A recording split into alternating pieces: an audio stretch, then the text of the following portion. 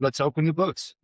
Let's show the people of Illinois where their money's going. There you go. Because we need to decide how to cut it, right? And I'll already mentioned a few areas that I would cut. Sure. But the people deserve to know. And then if they want to cut, if they want lower property taxes, if they want lower gas taxes, well, then if the legislature won't agree with me, then the voters need to know who are the people who won't go with it. And if you want to kick them out of office, and I will be happy to tell you who they are. Yeah. And if they won't cut, and if you won't kick them out of office, then stop complaining about hot pockets. So, welcome to Around Will County. Today, Ted Dabrowski, Republican candidate for governor of Illinois, joins us in the man cave. Please drop us a comment and tell us what you think of the current state of the state of Illinois. Do us a favor, and please like and subscribe. Okay, there we are. Early, I guess we're in late February. And, here at the secret man cave location. This is a very secret location. Nobody knows about it. it's pretty cool. Yeah. And a nice location. How you doing back here again? Fine, fantastic. How are you? Good, real good. Mr. Dick Tyler, how you doing? I'm doing fine. Great. We have a very special guest with us here today. Our governor candidate on the Republican ticket, Ted Dabrowski. Thank you guys for having me here. Yeah. It's an awesome place. Sir, our pleasure to have you. What an honor to have you here. So please tell us a little bit about your background. All right, let's see. Try to keep it short. So, side of immigrants, my mother came from Ecuador when she was 19-year-old. I came to Chicago. My father escaped communist Poland, and he came to Chicago, and they met in Chicago when everybody was coming from all over the world for freedom, for opportunity, for the American dream. And so that's kind of my whole feeling about our great state. And it's through them I learned, to be an American. They were wanting us to assimilate as immigrant family, learn English, educate ourselves, and that's what we did. And I think we've had a pretty successful family, pretty good run at it. And my parents were amazing. They got me to see the world, and I thought I got myself educated. I was like to go work in Mexico for 6 years with Citibank, so I did a lot of finance work there. And I got to go to Poland for 9 years, which really has a lot to do with who I am, my influence, and what I'm doing now. And I had a great experience, 4 kids, all born overseas, which is kind of exciting. A wife of 31 years who supported me through all this craziness, and now supporting me now. And I just saw in the last 15 years, I've been working with Illinois Policy and the wire points, and just watched. I was promoting change. I said, come on, I can expose what's going on, what's bad in Illinois. And for 15 years, I've been doing it. I'm watching the same politicians do worse and worse things, make it more expensive to live here. People just fleeing. And I said, okay, I can't keep writing about it. I can't keep advocating. I'm going to run. Let's see if I can really, and that's my goal, is to, become the governor and basically do the exact opposite of what Pittsburgh does. That's my platform. Do the exact opposite of Pittsburgh. Well, you have my vote already, but if that's the case, we all realize what's the terrible governor Pittsburgh's been. And well, I'm sure we'll dig deeper into that. But tell me, where did you grow up? So I was born in Chicago, and 3 siblings. And when I was 3 years old, my parents split up for a while. I moved to Ecuador for 3 years. And then they got back together, which was great. And I grew up mostly in Georgia, South Georgia. I went to Georgia Tech College. And then it's been all over the place. I think you just answered one of your questions. You were wondering how Ted wound up at Georgia Tech. Well, Georgia Tech, and then Wharton. And Wharton MBA, right? And then University of Chicago. And then a lot later, University of Chicago. So Wharton MBA got me to the finance world and management world. And then once I said, hey, I want to sign up for the public policy world. Then I went back to Chicago as an old guy with a backpack. So.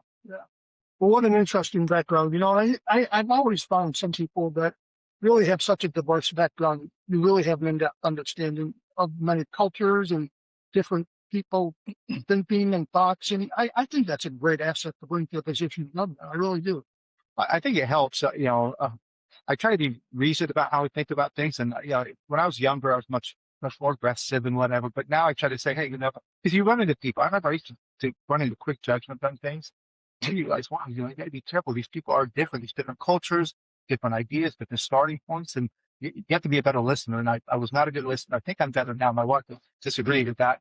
But you have to just know that things are different. Now, I still hold all my principles, right? And I defend the heck out of them, but I'm a better partner. I'm trying to work with people. I think that's keeping them. That's great. And Ted, I think everybody in this room relates to your frustration of living here in Illinois, seeing this wonderful state go down and down and down between taxes and crime and the chaos, and even our state is dirtier than I've ever seen it. I mean, it really is getting more and more difficult to raise your family and live in the state. And we're all here doing exactly like you, saying it's time to change. I mean, the frustration level is so high, and it's so funny because it's so high that you've lost so many people in other states. When you look at the out migration numbers of the people moving into Illinois, people moving out, we're the third biggest loser, and we're huge losers by far. And what's happening is we're losing our talent. Certainly, the people who leave make a lot more money than the people who get in. And so it's sad. And then, of course, you look at the big names of left up the Capitol headquarters and all that. Then you say, come on, this is Illinois. And here's it's interesting for me. I left, of course, I left Illinois when I was young, but in my head, it's always been this amazing place. My parents, they came here to the whole, American Dream thing. Well, I came back in 2007, so that's been 18 years ago, and I'm like, what the heck happened? I had no idea. I wasn't following Illinois when I was overseas. I had no idea. I thought it was this amazing place. I come back, and right when I got back, it's when Blanco got arrested. So I said, so this is what's going on. Yeah, that's been happening for way too long. Mm-hmm. And that'll bring up, I don't know if you guys saw it last night at St. Benedict, just did an incredible job. And I'll give a shout out for anybody that runs for politics, anybody that is courageous enough to step forward.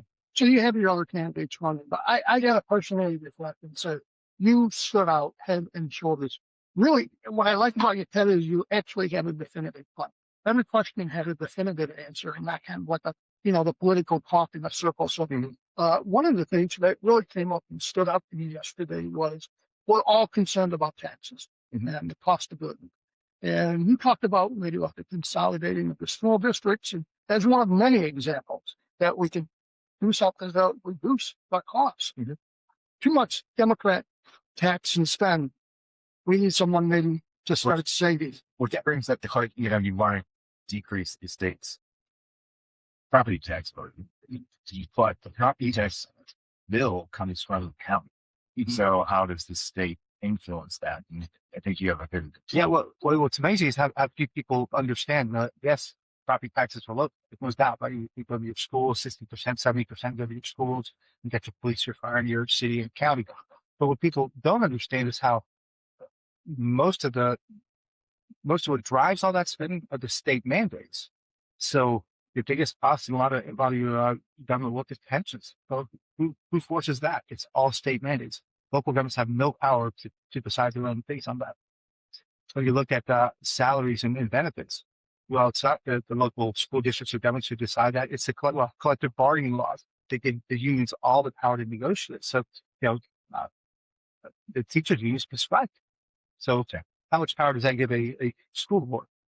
You've got the police and fire. They can force arbitration, binding arbitration. So every time you think about a sitting leader or a school board trying to control things, they can't.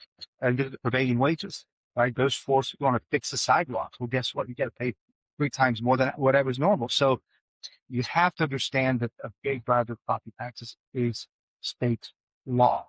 And so if you want to change some of that, you got to change state law. That's why I talk about that a lot. So, but then again, here's the other side of that is we've got the most unions of local government in the country by far. I talked about this after.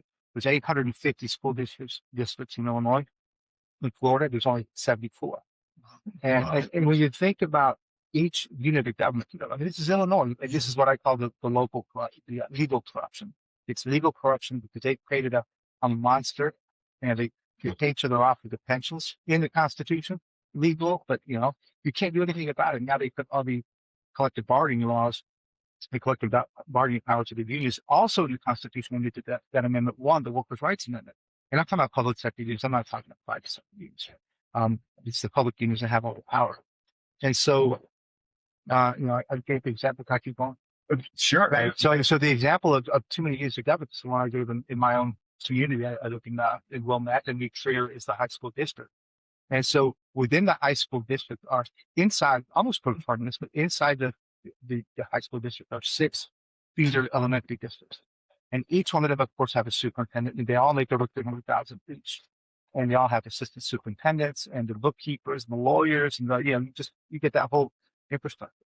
Well, why is it 7 different school districts? Why isn't it just one? To have one unit district, it's 14,000 students. It's not bad.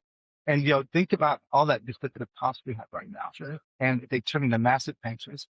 And that's what we have everywhere all over the state. And the benefits that go with them, it's replicated over and over. That's the duplication of waste we get rid of. Right. And can you imagine if you took that out statewide, there could be hundreds of matters now. Oh, it's more than that. Yes, It's more than that. You know. when you want to, especially when you have pensions. Right? Yeah. Now, I'm in law enforcement, and obviously I'm a public pension employee. And I just, when I decided to run for shit, stepped down as a president. But one thing I want my brothers and sisters to understand is, I'm very pro-law enforcement and they work hard for their pensions, but something has to be done. Like someday it's just simply not going to be there.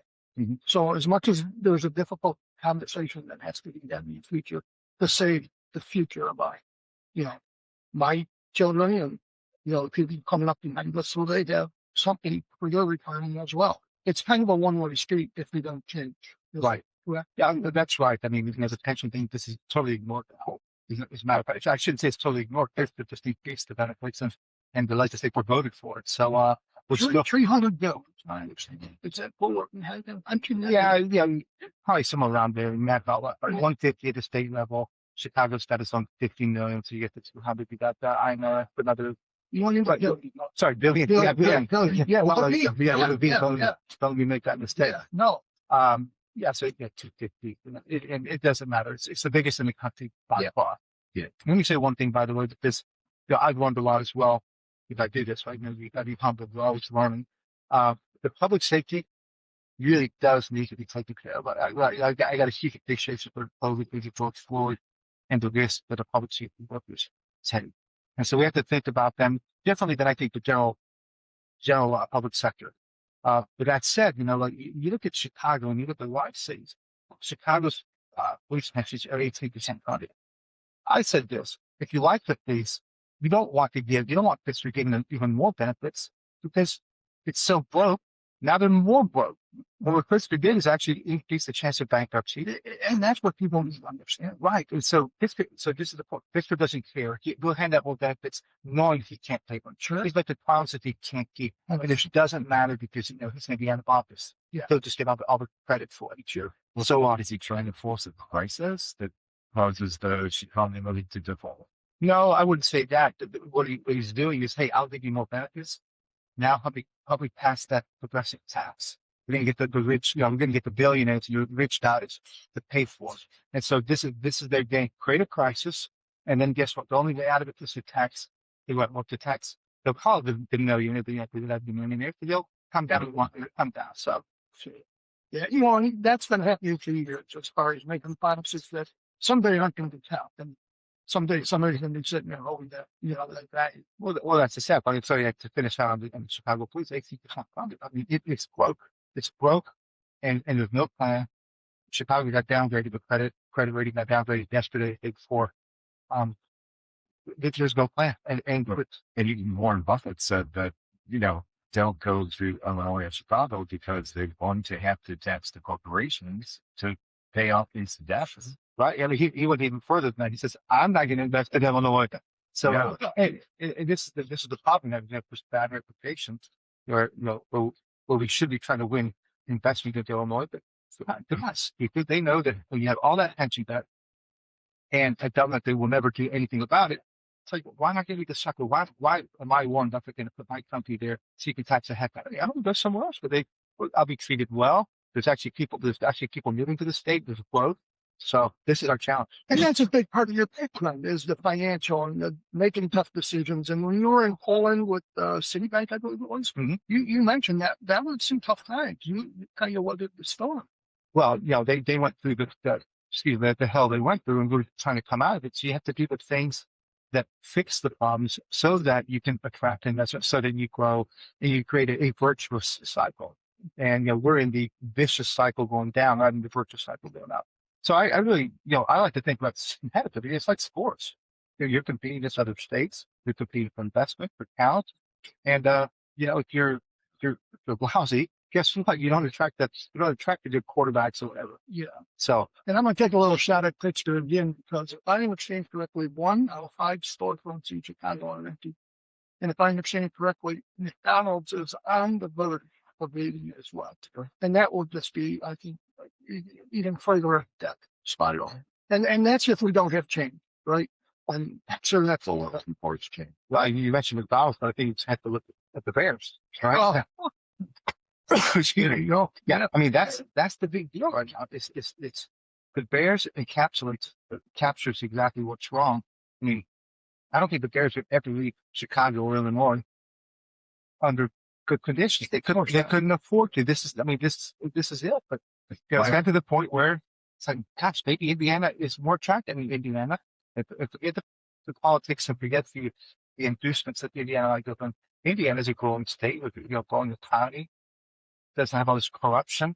They got school choice for employees. They have a property tax cap, but they have all these good things. And isn't Pittsburgh kind of fudging the facts when he's saying that their taxes are going to be going up? But it seems like the way that Indiana structured it, it's going to be more of the visitors coming in and watching the game and staying in the hotels and stuff like that that are going to be paying for the stadium, not so much the people that North Indiana, except that they gives a 1%. I think £2 or something like that. So Now I don't know the details, and Yeah. I don't know those details, but you have the first part, right? Is Pittsburgh fudging? Yeah, he fudges those facts because he's never honest with people. they've been parse every word coming out. It's just not true. He'll find a way to say it that makes it true, Yes. but it's not true. Ted, could that be because he feels he'll be going on to Washington, D.C., and then won't have to deal with the aftermath of this the policies of these and that thing? Yeah. Well, okay. So one is, of course, he's running for president, and he's down to the far left. He's running on that platform. But why did he? I mean, I guess you got to call it a social justice warrior. Right? Everything he does is to the extreme left.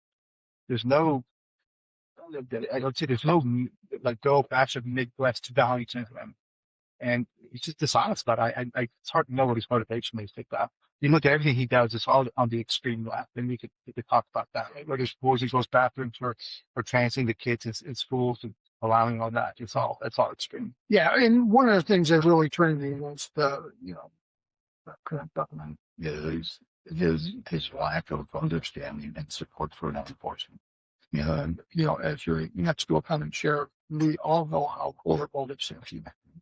And I think you've spoken on the beach that. Yeah. And that's something you're hoping we can, appeal or change or take a look at, and not holding criminals accountable. Really, if you would have told me, said 5 years ago, we wouldn't be having this conversation, I would have laughed at it. Right. But here we are. Yeah. Well, first of all, I don't think it's a lack of will and understanding on his part. I think he's just anti-police, right? He doesn't. Maybe he's not as bad as Johnson, right? Because Brandon Johnson would look just get rid of it. Sure. But Christopher doesn't. I don't know. It's again back into the social justice stuff. He's on another plane. Yeah. I mean, yes. We just have to get rid of the Safety Act. It's wrong in so many ways. But I was just telling the story, and this captures the essence of how messed up the Safety Act is. Right? There's that young lady sadly dies, picked up with a man in his house in Waukegan. Drug related death. We don't know whether he was behind it or not. But what we do know is he takes the lady, and he's worried about it, so he puts her in a barrel in the back of his house, pours acid, leaves her there for 2 or 3 months. That person was not detained.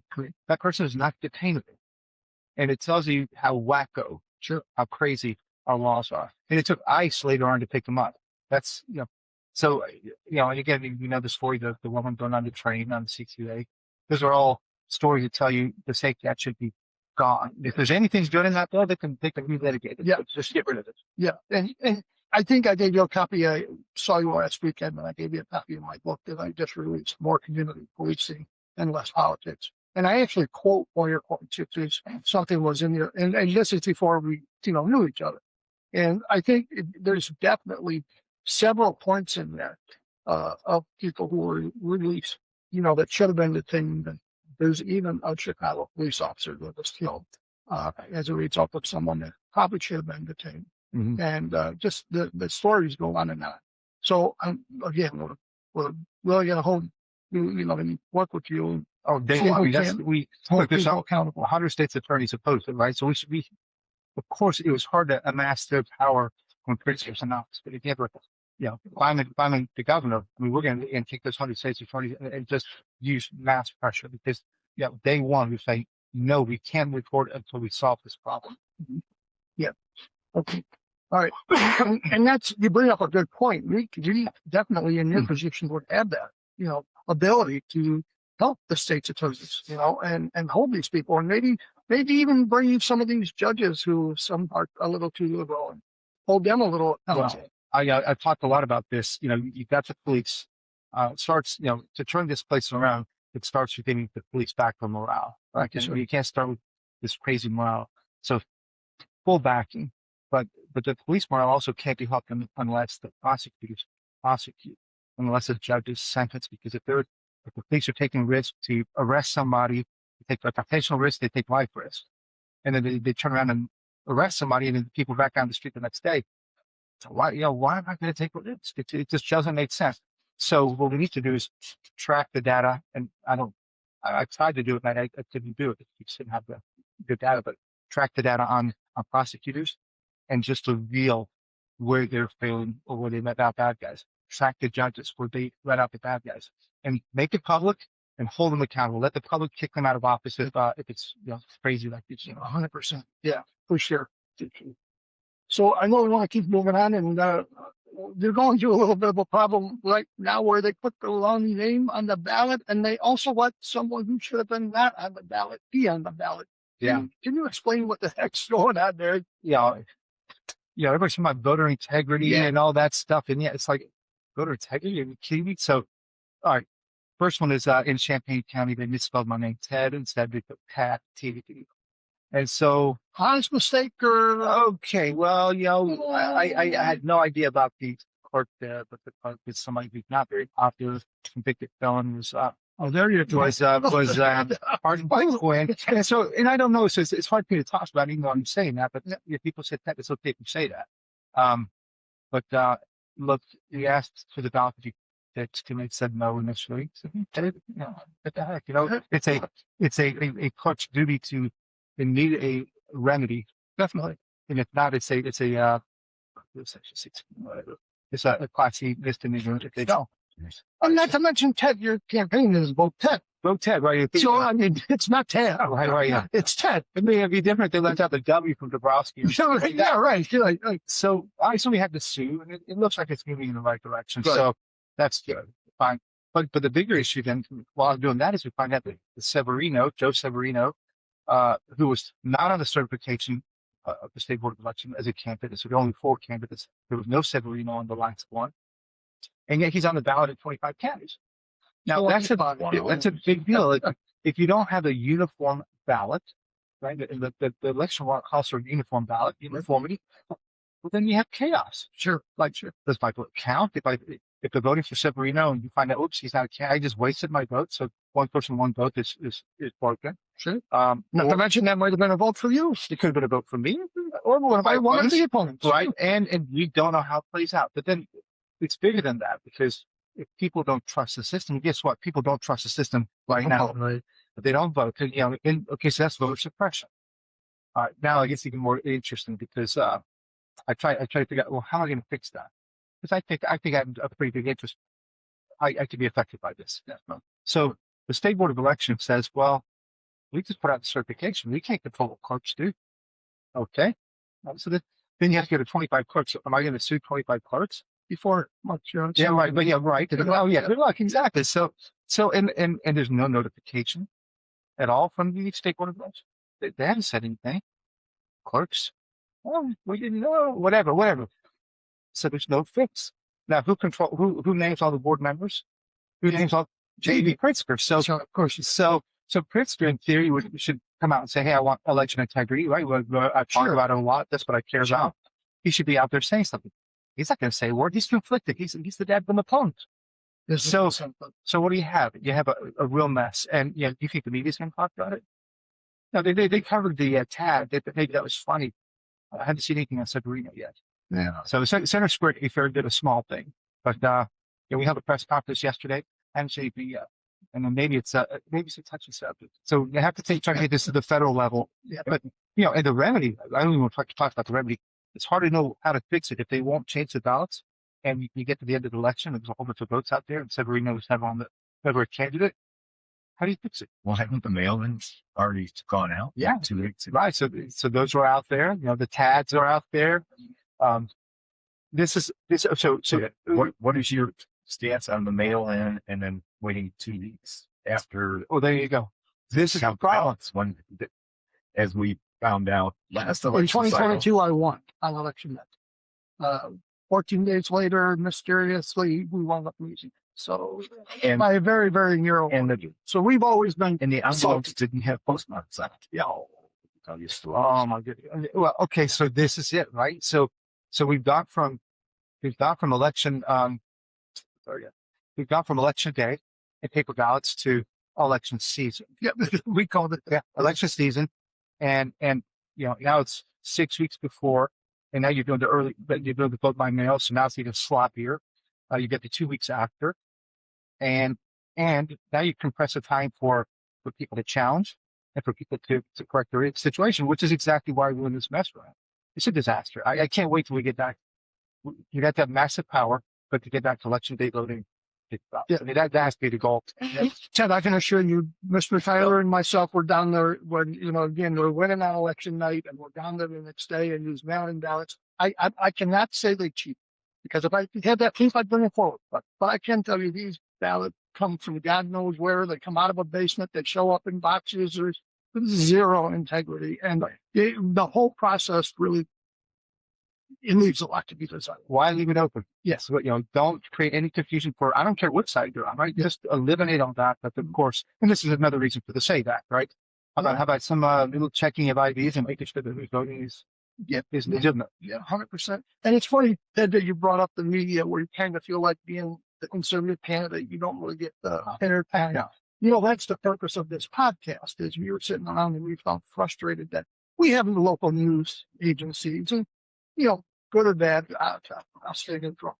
But we really felt like we couldn't get our message out. Nobody could hear us. And that's really why this podcast originated. So 2026, anybody under the age of 30 doesn't watch TV. Right. And anybody under the age except 70 doesn't read a newspaper. Right. Yeah. So how do you get your message out as fast as possible, during election season? I come to your podcast. yeah. No. I mean, that's exactly what you said. This is a big reason why the alternative media is out there, right? That's why I created, I didn't create Wild Points, but I put that with Mark Wedding, you did. It's why we joined together. The Wild Points gives away some of the truth, right? Our kids can't read. Well, let's put it on paper. COVID, and we watched from COVID. There's nobody else but us was saying what we said in Illinois. You got to tell the truth, and there's an underfoot. The fathers were all dispersed, right? So we're all these little groups, and so it'd be nice to have the real media cover things in a proper way, but you can't count. You can't count sometimes. You can't count on any. And if anything, they're dishonest. So And we got to look who's paying for the advertising for the political season. They got- It's huge. I mean, that J.D. Pittsburgh, film in there, film cash for all these events. And if you're a newspaper publisher, you're going to look at it and deposit on it. The other thing is, if hours of their insurance can shut you off from the news. Hey, if you don't treat us favorably, we're not going to pass on that local news that is your life. And that's a great deal. I mean, I've seen it happen. well, you're nailing it. Pritzker spent over $400 million on his on campaigns for the last two cycles. And who gets that money? ABC, right? CBS, Tribune. And So- a little loyalty was. Yeah, well, and it's a lot of jobs. It's a lot of people living up to that. So that's one. And you make a second point.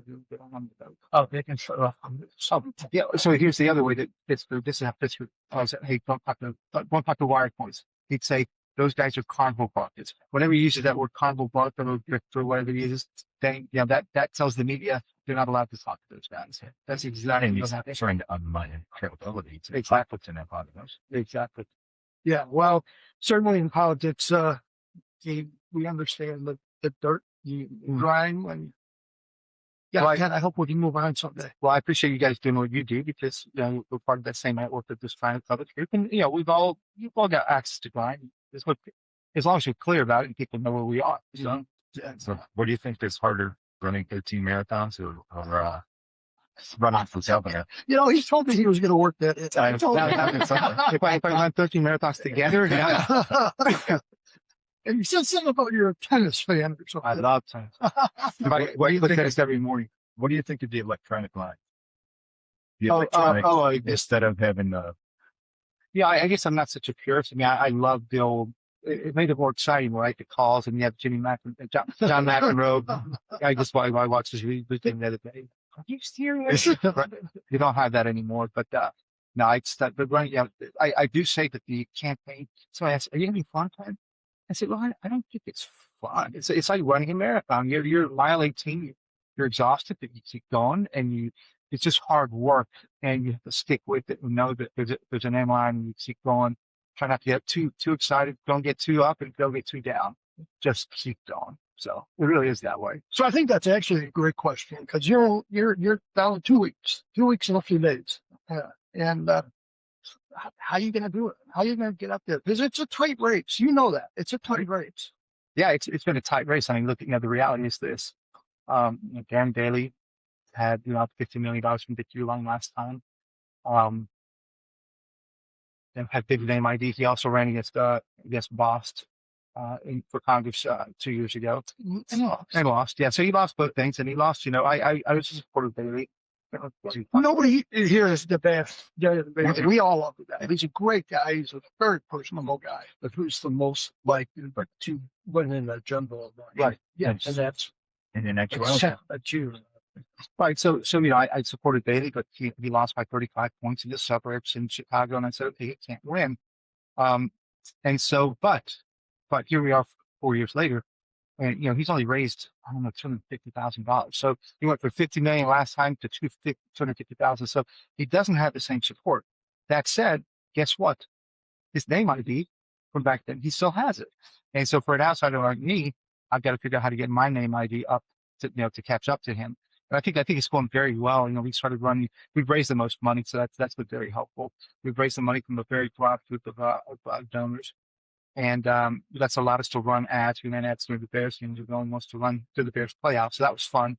That got us some really good name recognition. Willie Wilson, the black entrepreneur, I guess we call him, in Chicago, took me to on MLK Day. He took me to a celebration at one of his churches. And I went there, and it was really cool. I got to speak for about 2 minutes. But anyway, right after, shaking all the hands with all the black community, and they're like, "Hey, I saw your ad. I saw your ad. I saw it on TV." I said, "Hey, those ads actually work." And they actually did build name ID. So that was exciting. And since then, we've run more and more ads. We're winning lots of big endorsements. The Illinois Family Institute, the Illinois Family Action, Pro-Life, Pro-Family moved away from Baylor, moved to us, and that's another big win for us. Lots of big endorsements. Just had a good endorsement from Stacey Goss, Mike Goss line, and she's very popular downstate. And people need to know that it's harder to reach the downstate market. It's more dispersed. Sure. Media market's not accessible, so we're working hard there. But I've been doing the hard work. I've traveled multiple times down to Southern Illinois, Central Illinois, and just trying to do the name ID. But we're working hard, and sweat equity is the best way. So talking about the marathon, I've done over 300 events now in these 5 months, and it's exhausting, but it's very gratifying. You meet great people. Well, and I think that's where me personally, 6 months ago, Ted, who, who's this guy, Ted? And then the more we start hearing your name and followed you and saw a couple of interviews. I mean, again, to me, you just kind of stand out. You have the right message, you have the right time, you have the right format, you have the experience, the integrity. I'm going to say this. I hope I don't get in trouble, but I think if you get through the primary, you have financial backing that maybe the other candidates won't have. And I think you're our best shot in the general election. And I think that's what we talked about having you. That's what. Well, 100%. And we think that message is resonating with the voters. I think you're coming through it strong.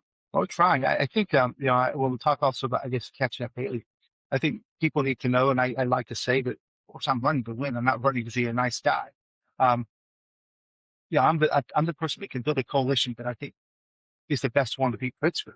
Of being half Latino. I've already been going to the evangelical churches, a Hispanic church that speaks fluent Spanish. So I'm going out there. I think we can really bring them into the fold. They're conservative. They don't like J.B. Kitzler. They don't like his anti-life, they don't like his DI stuff. I've been going to the Slavic side. The Polish community is a big community, and not just the Polish. If you can do well with them, it's the Ukrainians, the Bulgarians, the Romanians. So this is a real opportunity. I was with the Chicago Blitz Red team this morning. I did a podcast this morning with them, and it's really possible. I mean, it's going from like a dream to like, wow, we can do this. And but it's going to. Of course, I got to win the primary, so I can't think too far ahead. But people should know that in determining who to vote for in the primary, you have to think about who can beat. Yeah, 100%. Bailey had his chance; he couldn't do it. And I think the other gentleman, I don't think. Gene Maddox is a great guy, He's a really good great guy. chair. Again, a wonderful person. I really like Gene a lot. But again, he'd make a great state police head on the Nebraska administration. yeah, there you go. I mean, his background is law enforcement and that's been pretty well respected. I don't know that equates out to a government. That's just my opinion. Darren Bailey too. He's taking the Joe Biden approach of sitting at the case. Yeah, I mean, he hasn't shown up. Which is really interesting when you're down that much.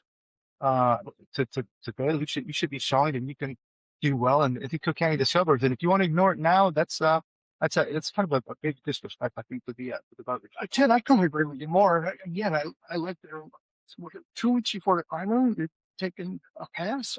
That doesn't really. I don't understand that. I really don't understand that. Right. Now's the time when you want the medal to the medal and your face out there. No, And you may not want Respect Congress. You may not want the fact that he was only then at the state house for a total of 4 years. He was actually Senate and only didn't really do anything. Well, there's that.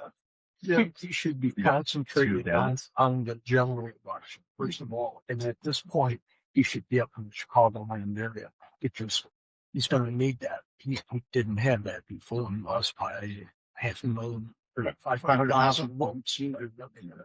and I do want to throw out if there anybody wants to call us and show up on our podcast or Jimmy Mavericks or we would welcome any one of them. We'd even welcome, JB or Democrats. We're trying to do this.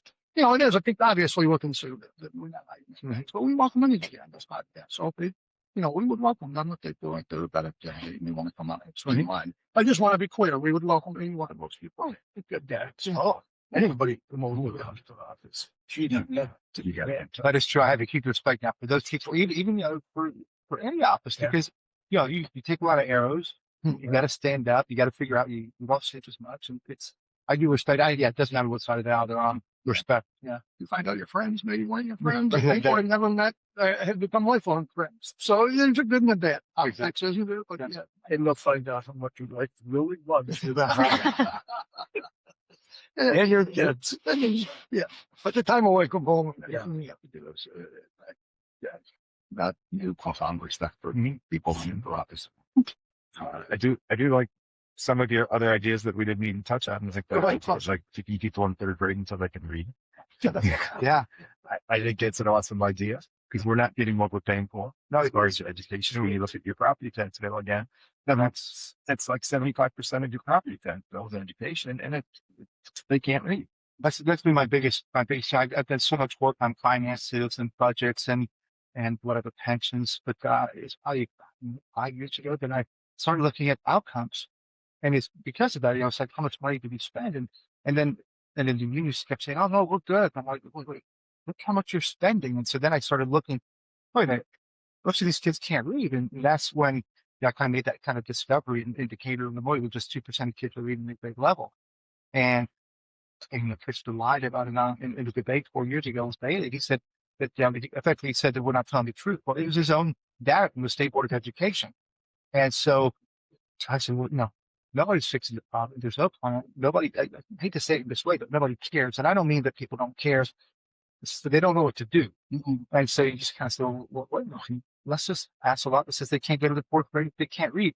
And if that doesn't motivate everybody to come together and figure it out, because who wants to hold back a bunch of third graders? Nobody does, right? That's not the goal. That same approach catapulted Mississippi from what 49th or 50th to like 4th in the country. Yeah, this Mississippi miracle, right? It's popping up. And first 3 units you learn to read, and then after third grade you read to learn. So if you can't read, you can't learn after third or fourth grade. And it'll compounding problem. It's a compounding problem. Well, and then once you're in the 8th grade, you can't read. Guess what? You act up, you go to get in trouble, or this is the sad part. Is what you either get in trouble, they become dependent for the rest of their life on government, or some of them make a crime. I don't even all of them. I don't know the one find out. But how do you have successful children? How do you have the workforce? How do you have a republic when most of your kids can't read? And that's the sad part. And I think you're a proponent of school choice. A huge proponent. And that's if I could wave a wand right this minute, we'd have universal school choice. We'd have a $10,000 voucher education saves account, and we'd have what people forget is on the TITH system, we have to reduce the spending at the state level, right? So they get their voucher for $10,000 or whatever it is, and we start going back the expenses of the spirit. Yeah, and I know we were in the bank the other day, and that's somebody said, well, $10,000, where's that money going to come from? I think they thought we were going to pull this out. It's already being spent, folks. It's already coming out of your taxes. This is actually a way of saving money and getting more for a buck. Correct. It's not an additional tax, or we're not raising taxes. And I'm glad you mentioned that, because a lot of people think we're replacing it. No, at least we're saying, hey, we're spending $24,000 a kid now. Give them 10, and let's cut the spending. Reduce. Right. Yeah, if it reduce costs, and then you get a more competitive marketing, the results. Yeah. But I do want people to know that I don't want to ignore the public schools, and because the public schools aren't going away. Like even if we have a great school choice program, those public schools will be around for a long time. And so that's why we talked about this third grade. And I mentioned phonics and your thing last time. I taught my little kids how to read your book on phonics, and they just let me know that if I just spent the time, maybe what would I spend? 20 minutes, maybe my kids at night, in a matter of very little time. My kids are reading, 4 or 5 years old, and they loved it. They had fun, right? You had fun with it.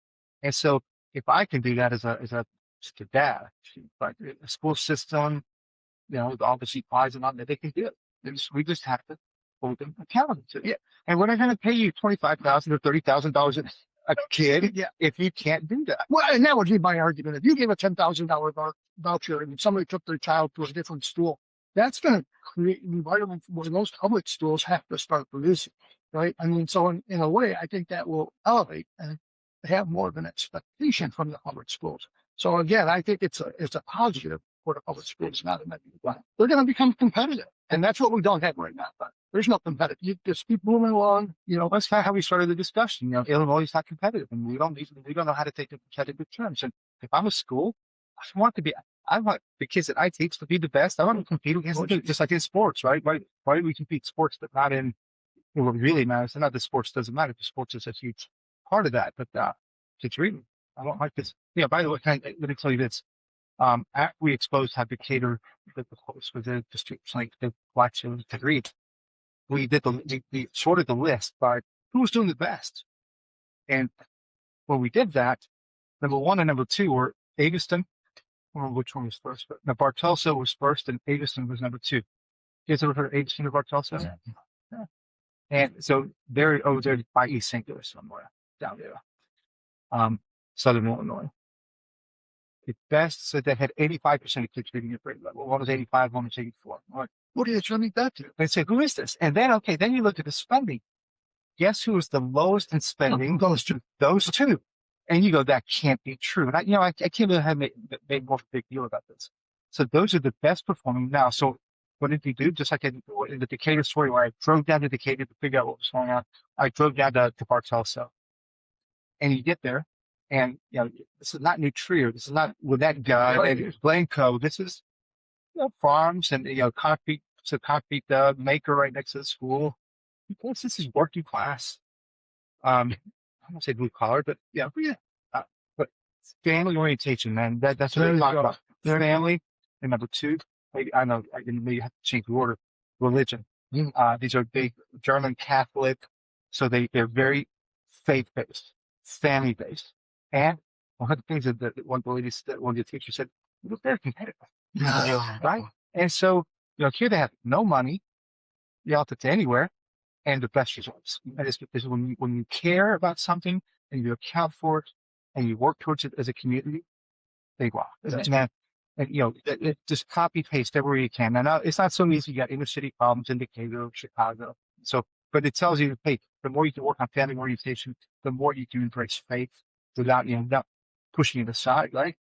You have success. 100%. Well, that kind of ties it back into more community policing. We really separated law enforcement from the community. We need to go back and put our law enforcement officers back in the stores and the restaurants, walking up the being a part of the community. It's funny how those two correlate. It's it, right? Now, I have a question for Tim. I give you a chance to address this. During one of the debates, one of the opponents, the gentleman from the Chicago area, Heisman. Yeah, I know. Yeah, Heisman. Excuse me.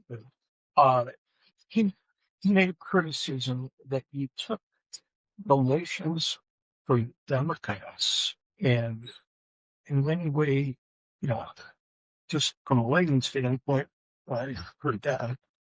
A friend of mine once made the comment, the money is not red or blue, it's green.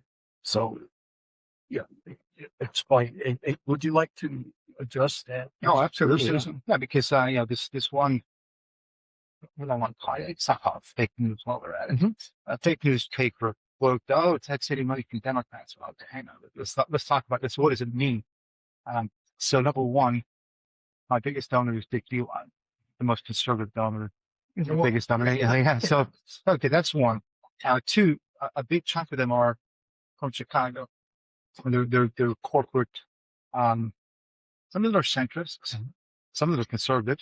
The biggest ones are pro-life, pro-school choice. Now, if you're a big Chicago business guy, are there any Republicans to get to in Chicago? No.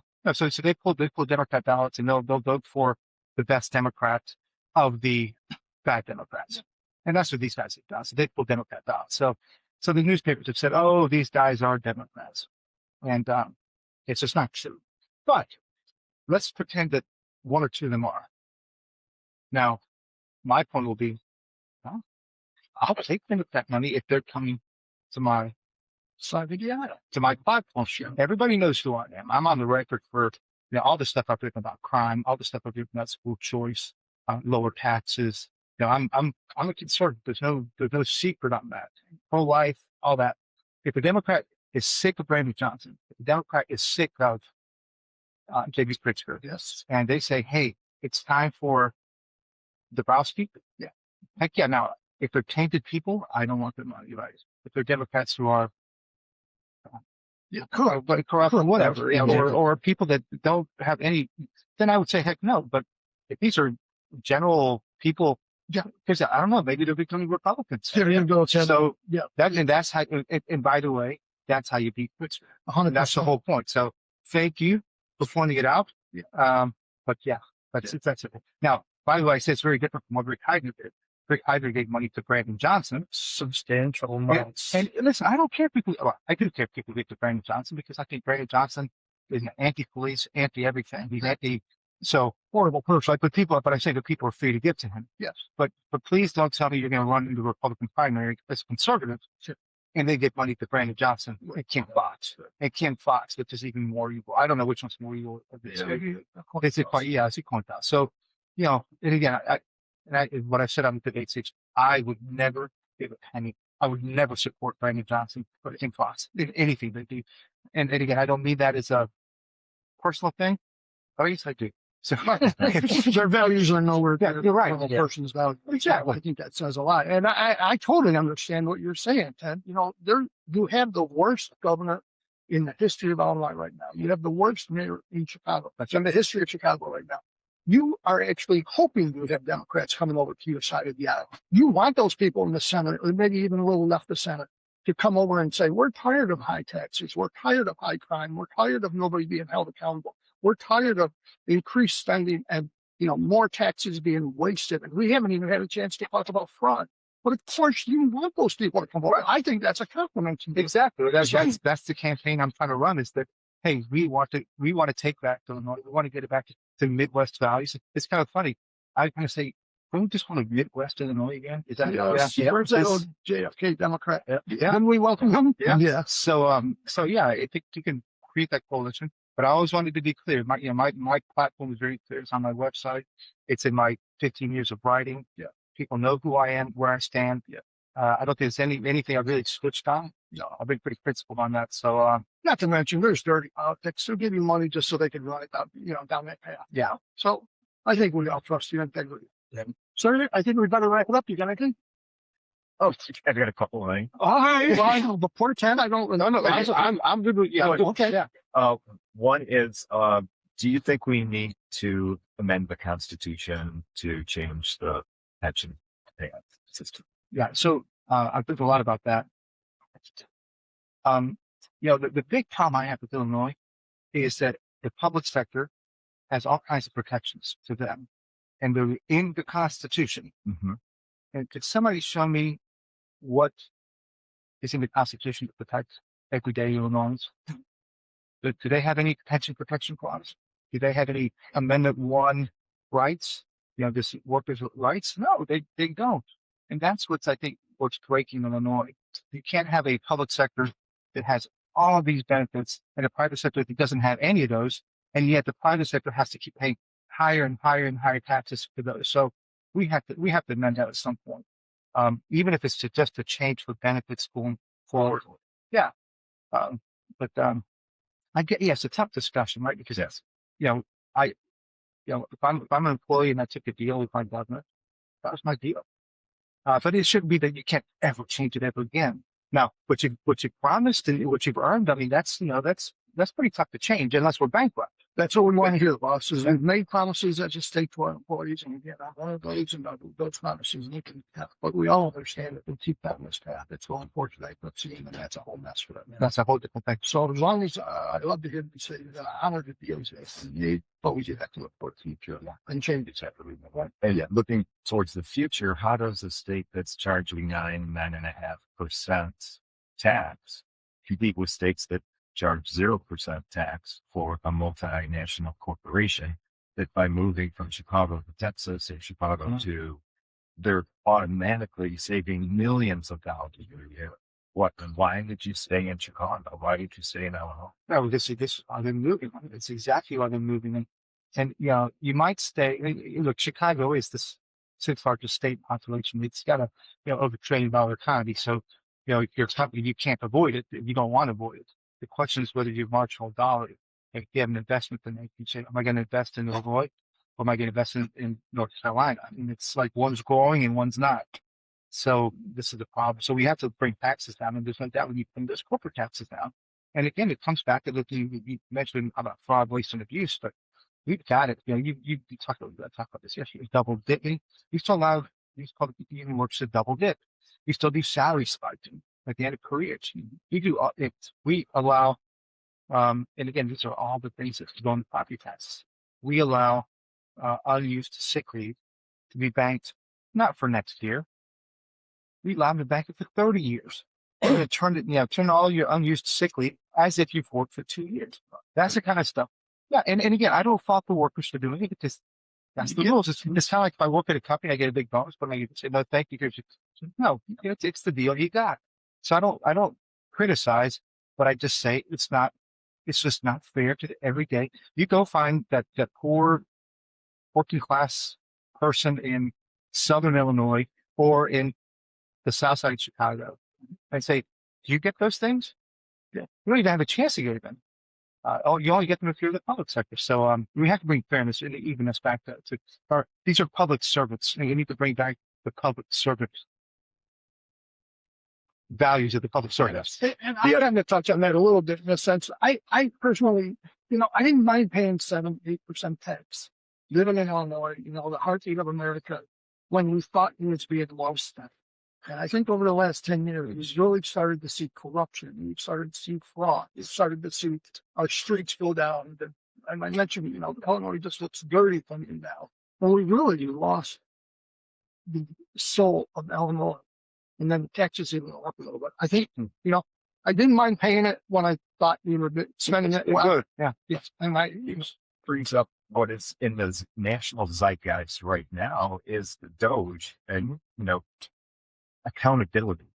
So I understand where non-governmental organizations are sometimes good. Sometimes the state can't do certain things, so they farm out the work. But when you're just giving people millions of dollars and not getting any work back, right? How does who's responsible for accountability on these organizations where you've given them this much money and it's supposed to be helping the children at whatever they say they're supposed to be doing, or setting up autism centers or child care or whatever, and they're not doing it, but they're taking millions of dollars. Well, okay, who's accountable? Or who should be watching is the government. Yes. But even then, I think the question is, why is the government even doing that? Right? Are these private sector roles? And once the government gets involved, guess what? It becomes use the word bastard. I'm sorry, but and right, these are, you look at a lot of these NGOs, it's a mess. So I very much caution, why is the government doing all this? Let the private sector figure it out. But the other thing too is that it's interesting. NGOs are getting all the attention. I think it's just a whole bunch of just pure fraud. It doesn't have to be through NGOs. It's just government. And I can't wait to look at a lot of that spending that goes on. I did hold a press conference, and again, one of these where the media didn't help out. When Minnesota was going through its crisis, we've had massive spending increases in healthcare and in child care services and home care services. And I said, those numbers are up so big, it needs to be, well, you need to audit it. I guess I can't accuse because I don't have the data. Right. But I said, the government expert should come out and say, hey, I've audited it. It looked good. Well, that's not happening. And the news didn't ask him, and he didn't offer. So I basically said, hey, he hasn't offered that the audit of the state hasn't come out since 2023. That's right. Yeah, they're behind stuff. So yeah. So they're planning a budget on what data. The data that they have that they're using is flawed or inaccurate. You're making me say something I don't want to say. Is like, why is a billionaire? Why is a billion? If you have $1 billion, do you really want to be the governor of Illinois? There's got to be something for let's face it. Now, I don't know what it is. You might have an ego or maybe a lot of money. It's going to come up last week, $180 million. It's like everybody in the college. Which you got really units on that was state money. I mean, so it just, I think I really know. There's got to be something there. So let's please promise us to do some auditing. Yeah. The other thing that I just, and I was counting what kind, but I was watching one of the county board meetings where they were going over the budget, and when they budget things, they just give the budget to the police department or to the clerk's office or whatever. And then they say, well, how is this money being spent? Nobody knew. And is this money being spent correctly or is it not being spent correctly? And the county executive said, that's not we don't have any control over how they budget. Yeah. What if they had a guy with a financial type? That's right. In our budget. Yes. They just give them the money and, they asked for more money. Okay, let's give them more money. Well, why? Why in a state that the population has gone down 1.5% over the past 10 years, but the budget has gone up $16 billion more? We're trapped in an ugly cycle. And this is what we do, and that's what's the status quo. Basically, but again, a big part of your net. Yeah, this is. I mean, it's what we're now for 4 years. That's right. So when you mentioned Doge, and I like to do my opponents say, I'm going to do Doge. I'm going to do Doge. And obviously not Doge in the same way, but I've been exposing all these things. Yes. And now, can you imagine me as governor if now department heads report to me and you say, hey, so let's open the books. Let's show the people of Illinois where their money's going. There you go. Because we need to decide how to cut it. right? And I already mentioned a few areas that I would cut. Sure. But the people deserve to know. And then if they want to cut, if they want lower property taxes, if they want lower gas taxes, well, then if the legislature won't agree with me, then the voters need to know who are the people who won't upload it. And if you want to kick them out of office, and I will be happy to tell you who they are. Yeah. And if they won't cut, and if you won't kick them out of office, then stop complaining about high property. All right. What else you got there, Doctor? I don't mean to rush you along, but it is. I don't know how much you're into this, but what do you think about setting up some AI agents that can go out and just get through all these books? That is way too complicated for a forensic auditor.